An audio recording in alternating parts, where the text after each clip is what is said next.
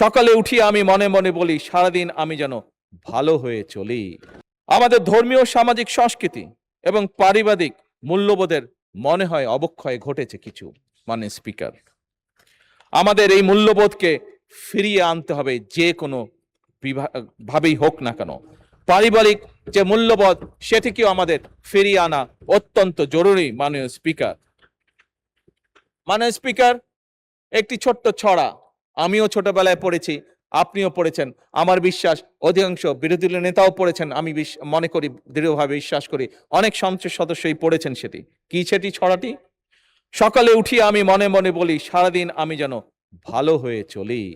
মাননীয় স্পিকার, আমাদের এই ছোটবেলার যে ছড়া বা কবিতা, যেই মূল্যবোধ, সেই মূল্যবোধ আমাদেরকে, এই সংসদকে যে কোনো মূল্যে ফিরিয়ে আনতে হবে। মাননীয় স্পিকার,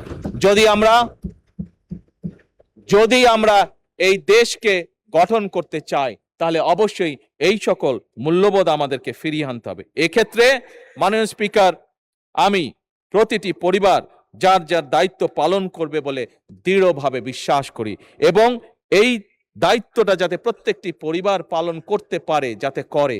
মাননীয়, আপনার মাধ্যমে মাননীয় সকল সংসদ সদস্যকে আমি অনুরোধ করব, এই ব্যাপারে যদি আপনারা যার যার এলাকায় মানবিক দায়িত্ব গ্রহণ করেন, তাহলে আমরা আমাদের কাঙ্ক্ষিত বাংলাদেশকে ফিরিয়ে আনতে পারবো।